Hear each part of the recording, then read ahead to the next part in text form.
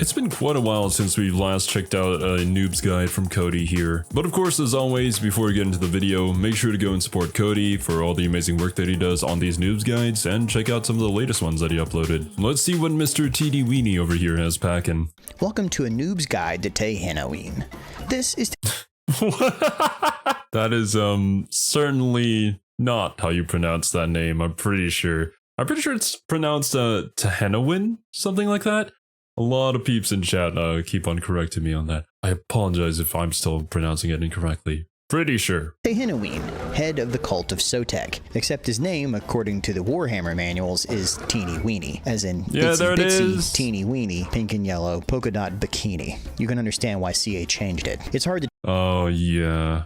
I forget. I was talking to Lore Master of Sotek about this live on stream. I played a co-op campaign with him, which was an absolute disaster because of, peer-to-peer connection not being the greatest ever out there. And apparently Itsy Bitsy was like a lizardman who had a very particular and brutal way of murdering people by like throwing them into like a piranha infested pit or something along those lines. I'm gonna have to go back and check that bit, but I was just so incredibly amazed by that. That a guy named Itsy Bitsy, just like the cutest name ever, was like the most brutal killer out there. There was so much lore in Warhammer Fantasy that I have absolutely no idea about, and I thought that I had a pretty good grasp on it at this point. But yeah, the more you know. Take a grim dark world seriously when it's filled with overtly offensive pseudo-Mayan names. Teeny Weeny is basically Skink Moses, a prophet to the downtrodden masses. To play him, you simply choose either the Mortal Empires or Eye of the Vortex campaign. It doesn't really matter which, his start position is ridiculously hard on both, and then you scroll over to the Lizardmen to find Teeny Weeny. And then you keep scrolling and select Ikit Claw instead, because in the Prophet and the Warlord DLC, Teeny Weeny here not only got the short end of the stick, it was the poop-covered end. Mechanically, he's supposed to work like a cross between Volkmar the Grim and Skarsnik, fielding large numbers of devout but crappy units, but he only brings one new skink unit with him in the DLC, skinks with great weapons. You know they're skinks because they're low-class teases dressed in brightly colored clothing. Okay. Well, obviously a lot of things have changed ever since Warhammer 2 to 3. I feel like TEHENHAUIN, well, in his new Immortal Empire starting position, is in a pretty good position, like Gorok's up to the north, but before that you gotta deal with Pestilence and Rakarth, as well as potentially the Flaming Chicken Man to the south, depending on how well OXYOTL does. And I didn't realize that the Skinks with Grey Weapons came with his DLC. I think they're actually okay units to have during like the early-ish, maybe even a little bit to the mid-game if you pair them with some Croxigors, but they're not the greatest. Maybe I just don't know how to use them very well. They're good armor piercing though. Who spend most of their lives on their backs. Wait, that's skanks. But since Teeny Weeny only has one new skink unit, it doesn't do enough to make the Skink King unique. His whole shtick becomes being a skirmishing army, and with the new Salamanders unit, you can actually halfway pull it off. They're a highly mobile artillery. You can move them around to the side of units and fire in, but they don't do as much damage as you think they would. And if you leave them in melee for too long, they'll drop faster than a skink's pants. No, that's skanks. Why do I keep confusing the two? They're sort of like... Yeah, a lot really has changed. I don't really know about the damage numbers. For you guys who are more experienced with Total War, please let me know. But I feel like the artillery, the monstrous artillery that the Lizardmen have, they're actually pretty good. Especially the singular units. But I do agree that, obviously you don't want them in melee. They can kind of like fight in melee, but like, It is nice to have a slightly more mobile artillery unit though. You can just send them around on the flanks if you have like a solid front line built up, which you probably should as a Lizardman because you have all your Saurus warriors and stuff like that. And thinking about it, as a new player, I guess skinks kind of do give off that skirmish feel, but because OXYOTL was in the game when I first started playing it, I never really thought of TEHENHAUIN as the skirmish guy. Yeah, hard to say.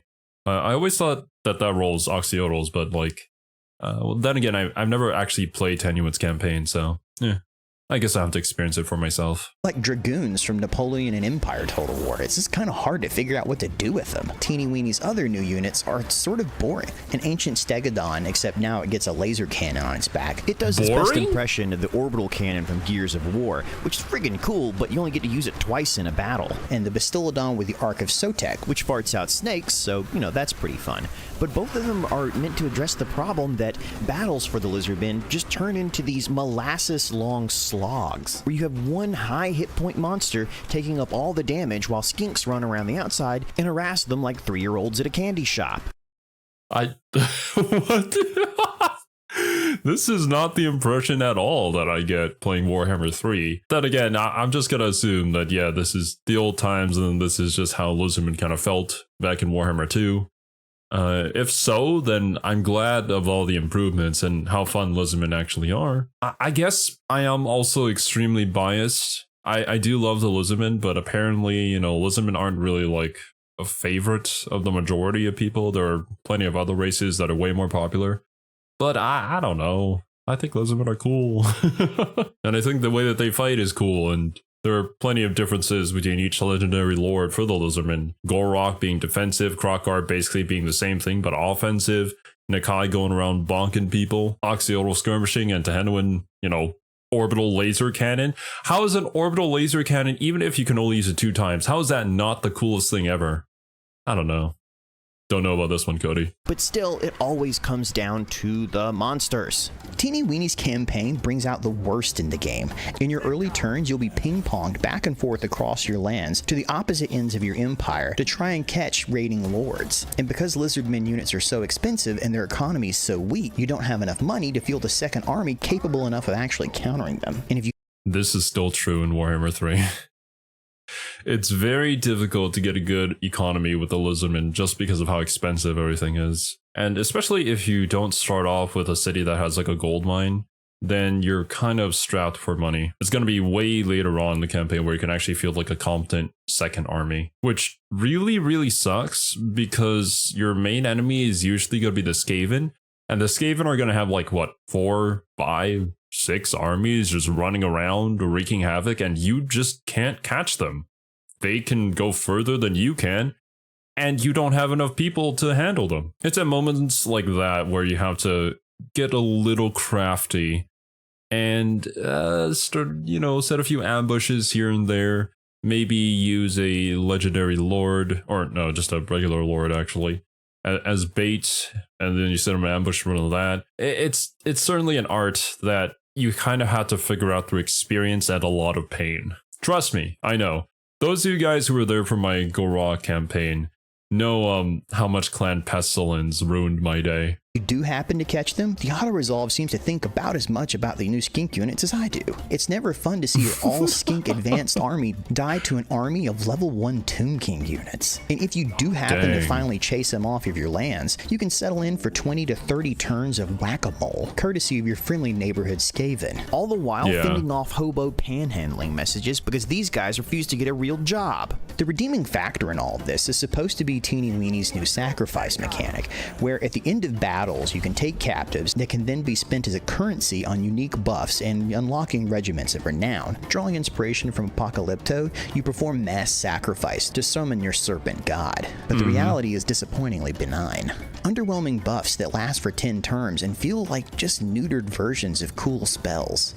Is this still a thing? I mean, I know that the mechanic is still a thing, but what I mean by that is it still underwhelming? Because from what Sotek said, it was sounded like the coolest shit ever. Gaining an army ability or whatever in order to summon a massive snake god to smack around people with.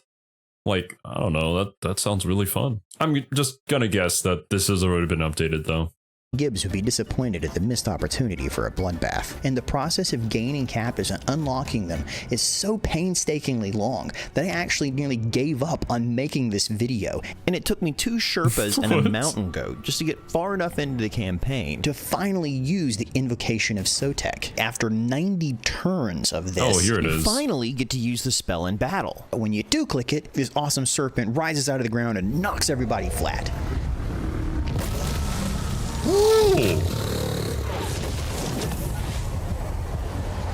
and then they get right back up again. I mean, what the actual hell? It's built like a pyramid. The animation looks pretty nice. Maybe they have an updated one for Warhammer 3, and maybe the numbers were tweaked a bit, because that was okay. But like the amount of investment required here that Cody's talking about is yeah, that's a lot. So you assume as you go up higher, you're finally going to get one supreme awesome ability. But as is, it's less powerful than a Stegodon with an engine of the gods mounted on it. I mean, if it's something you're working towards for 95 turns, you really expected a bit more of a punch. But I can't really blame Sotek. I mean, as some snakes get older, they need a little extra help to really get up in the mornings. It wouldn't be so bad if Ikit Claw hadn't been given the Doom Rocket, which would have completely wiped out everything on the map. It's really not even fair to compare them. If I had to rate Teeny Weeny on a scale of 1 to 10, 10 being Godzilla, and 1 being the N64 classic Gex the Gecko, I'd give Teeny Weeny the turtle you find in the middle of the road on this back. Oh, you just feel bad for it, and you want to go and pick it and turn it back over again and let it crawl off and be happy somewhere else. But you know, if you do, it's just as likely to get hit by a car. I can't help but think Teeny Weeny's campaign would have been a lot more enjoyable if I hadn't played Ikit Claws first. It just did so much right and was so much fun. And it's a testament to the poor state of affairs in the current Lizardmen army, where even adding a new sacrifice mechanic doesn't do enough to shake up a somewhat boring campaign. Well, I mean, this is kind of expected, I suppose, because Ikit Claw's DLC was just so impactful for the Skaven. I believe people were telling me that before Ikit Claw's DLC, the Skaven felt very incomplete, and they just weren't a very good race to play as. And I mean, to be honest with you, like, the Lizardmen have had a lot of W's with their DLCs, and usually gotten the most content from the DLCs that they've been in, so like, you gotta give somebody else something. At least once, you know? If you watch the last Ever Chosen tournament, you'll notice that Lizardman basically got raffle stomped the entire time, so I'm not alone in this. Dang. Teeny Weeny fails to capitalize on what makes the Lizardmen interesting to begin with: giant dinosaurs shooting laser beams. While a skink army sounds fun in concept, all you can think the entire time you're playing with them is, I can't wait till I can replace these skinks with actual awesome things. And if you want to play as Skink Moses and lead your people out of the desert, just watch the 10 Commandments. Thanks for watching. You'll notice this new series has a bit of a different tonality to it, so if you like it, awesome. If you don't like it, I'm sure you'll make sure I know about it. And if you have a suggestion about any other lords or any other games even that I can try this with, leave it below. Thanks for watching. Cool beans. Okay, so just from that line at the end here, I feel like this might have been one of the older ones that Cody made. In which case, the more recent Noobs guides have a really increase in quality. Regardless though, it was a cool, like, peek back into the past of what Teeny Weeny over here used to be, and how much improvement that there has been in the game. So yeah, cool beans. On to the next. And now for my boy OXYOTL, the Doomslayer himself. I tried out his campaign as like one of my first campaigns ever that I played offline, because I heard about his little XCOM mechanic, and as an XCOM fan, I just had to kind of get that feel, you know? It was really actually quite fun. My main issue with the XCOM stuff was that OXYOTL's thing didn't really seem too impactful. Like, there were some that were kind of annoying, but overall, even if you didn't do the missions, you'd probably still be fine. Although I will say that I'm glad that OXYOTL's campaign is very different from all the other legendary lords. It adds a new kind of flavor to the Lizardmen, and helped me learn a different kind of play style. Because up until then, I had only played Gorok, and Gorok is basically just smash your face into anything and you'll probably end up winning, right? Especially with the fact that you have Lord Croak there. As long as nobody gets on Lord Croak and assassinates him or whatever, you can just Deliverance of Eats your way to victory.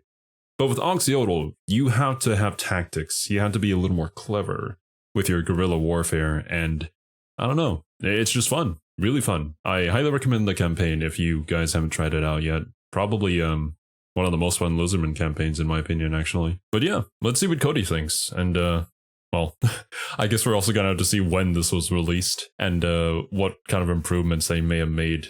Welcome to a noob's guide to OXYOTL. This is hold on, he's here somewhere. The secret's to unfocus your eyes like one of those old magic eye paintings, and there he is. Awesome. This is my God. OXYOTL, the last of the old school chameleon skinks. OXYOTL is a cold-blooded killer and the deadliest shot in Warhammer. A legendary lord in the Silence and the Fury DLC for Total War Warhammer, OXYOTL brings new units and a hit-and-run playstyle to the Lizardmen faction, alongside his license to kill, drink, and make lots of skink babies. The epitome of silent but deadly, he's an assassin second to none.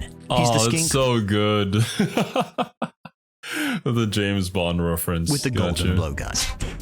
OXYOTL's service record is classified to all but the most senior Slan generals, who dare not read it for fear of going mad from its sheer awesomeness. Commander OXYOTL had a distinguished service record in the 32nd Jaeger Light Infantry when he was recruited into their Old Majesty's Secret Intelligence Service at the Temple City of Pehuax, a site made by the Old Ones for training in covert warfare. Here, and only here, were the dreaded chameleon commando skinks spawned. After training in sabotage and clandestine operations, Oxy proved unusually effective against agents of chaos, earning him the nickname Kato Okotiyisha Nevitiyim, he that hunts unseen. Officially, Pehuax fell when the officer in charge, Mage Priest 3rd Class, Lord Pokaxon, fumbled a Nova Blast with his giant butterfingers during a siege. The entirety of SI-6 was lost in the explosion.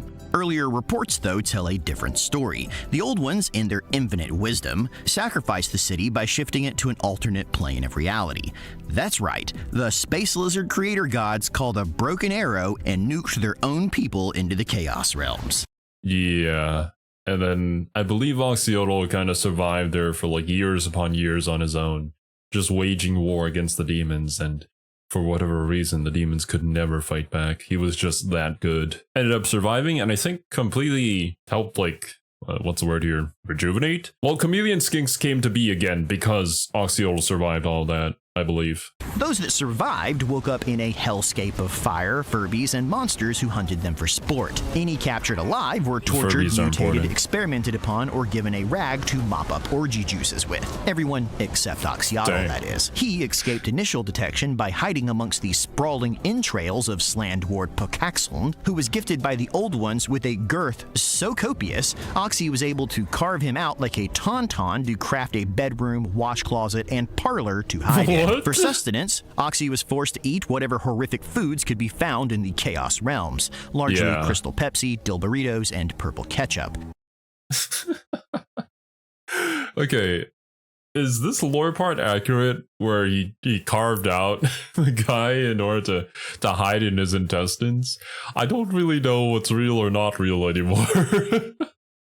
I don't think they served Crystal Pepsi in the Chaos Realm, though. Oxy soon found, though, that not only was he able to survive in the realms of chaos, but downright thrive there, using his innate ability to stand very, very still and color match his background to literally disappear. It was super effective. Now able to blend into any scene like Gary Oldman, the demons who thought they had him trapped there soon found they were stuck in the Chaos Realms with him, as he began ambushing lesser eldritch horrors to cover his scent by bathing in their blood. In-game, you can do this by toggling on the Master Predator ability. This gives him additional range, snipe, and really unstoppable at the cost of movement speed, because who needs to move when you're dug in like an Alabama tick? Oxy became so adept at hunting demons, he even developed special darts for the occasion, grinding Tzezinchian crystals to make magical darts for large enemies, and harvesting flowers from Nurgle's gardens for a poison that drains enemy hit points. After years of stalking the land like... Interesting. I'm pretty sure that there are more poisons than what was shown here, so maybe those are added in later on. Like Rambo, a Chaos God accidentally left the back door open so Oxy could pass back into the mortal realms. He returned to find Lizardman society had all but collapsed in his absence. Demons were again ravaging the world, humans spread like rats, and actual rats were now concerningly human. His own people looked on Oxy's return as a portent of doom, and as the first chameleon skink they had seen in millennia, they kind of had a point. It was a bit like a Neanderthal walking into a pub to order a pint or stumbling onto Encino Man on television. A real I can see that. Especially with everybody kind of believing the chameleon skinks were all but gone after the last collapse or whatever. But I mean, I'd see this guy as like a living legend. Dude went in, and how many ever years passed, and he came back alive and thriving too? Deadlier than ever against the forces of chaos. Dang. This is a guy that deserves respect. Relic from a bygone era. Turns out the Chaos Realms were a bit wibbly-wobbly, timey-wimey, and 7,000 years had passed while Oxy was away. None of that time, though, has he ever spoken about to others. Rather than face the years of mental and physical torture he endured there, Oxy downed a couple of martinis and threw himself back into his work. 00 status renewed, he thwarted an assassination attempt on Lord Mazamundi by Clan Eshin, and killed a greater demon of Zinch on his first week back. As a thank you, Oxy was given the golden blowpipe of Patui. Really? Seriously? Oh, yeah. When I saw that for the first time, I was like, cute. That's cute. I guess this is one of those relics from when the lizardmen all had very cute and funny names. Now we're a little more serious with it, but I mean, it's still like reference, and it's still a little funny here and there. Lord Croak is still Lord Croak. Patui. Yet another zinger brought to you by the nation that gave us Bodie McBoatface. But at least this joke gives Oxy longer range, faster reloads, and a magic missile to 360 no-scope with. It's all in the eyes. Those crazy Steve Buscemi eyes that pop out of his head and spot the foul taint of chaos from 1,000 miles away like something straight out of Metal Gear Solid 3. In-game, Oxy's knack for finding prey takes the form of visions of the old ones, bespoke quests that have Oxy freely teleporting around the map to quickscope chaos. With a single click, he can traverse continents faster than Game of Thrones characters, dropping in to commit regicide, genocide, herbicide, or just put a blowpipe up a lord's backside to shake and stir, then teleport back to his home base for a quick shag in the north of Nagarond, where Oxy begins both of his campaigns. If you fail missions, Chaos Corruption rises, but successful ones give you coins and gems that are used to unlock super secret silent sanctums. Interesting. He used to start all the way up north there. Huh. Well, with Warhammer 3, he starts all the way in the south, on the very south of Lustria, or south of Lustria. On the same place as the Flaming Chicken Man. I guess it's good. You're a little closer to Chaos, and I feel like that starting position is a lot more secluded, so you don't really have to worry too much about like having an army there to defend it. You can always just teleport back if you really need to.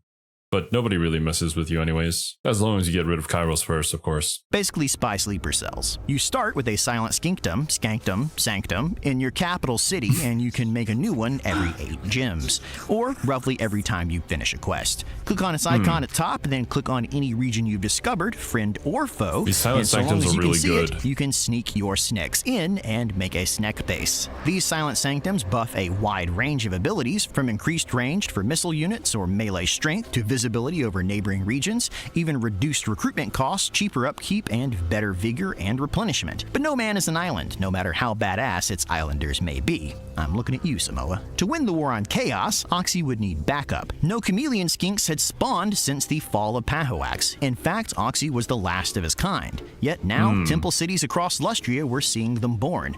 The Slan saw this as a gift from the old ones, while skink leaders noted they seemed to appear 9 months after Oxy visited a city and all the local skink clubs. But besides... yeah, OXYOTL getting it on. Although, that's interesting in lore, because I know that they don't reproduce like that. They just spawn from spawning pools.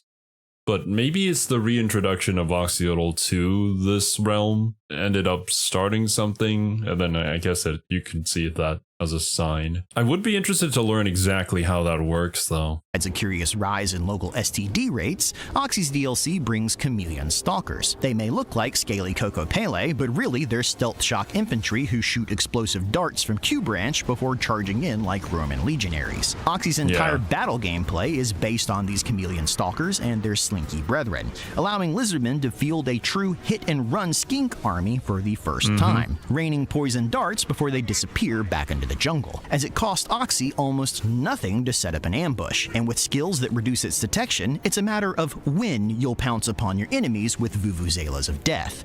The masterful ambush stance is so good, man.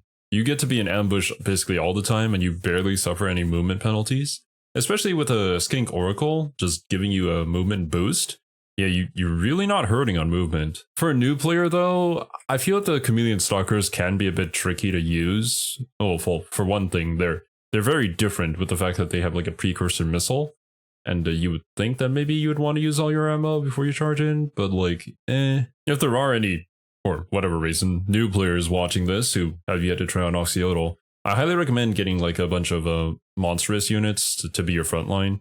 Just single entity units. And then you can have your chameleon, your regular chameleon blow dart guys just run around, soften them up a little before you send in your chameleon stalkers on like the flank or behind the enemy.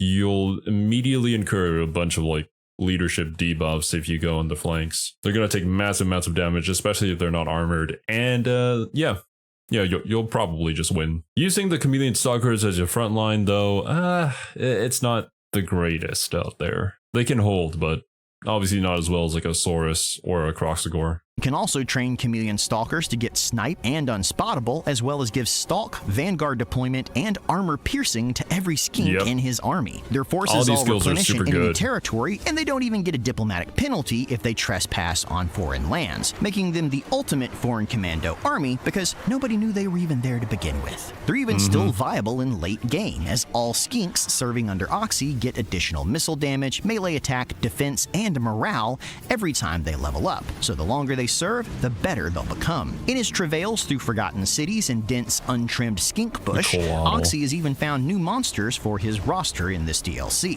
like the Coatl, a flying dragon bird that gets yeah, dragon bird. I mean, it's supposed to be more of a flying snake, but Sotek did explain to me, lore master of Sotek did explain to me that it was a pretty honest mistake on CA's part, I suppose. Although, yeah, that's really not lore accurate. It still looks cool though, but bombardment spells and chain lightning, yet still can't properly land to fight.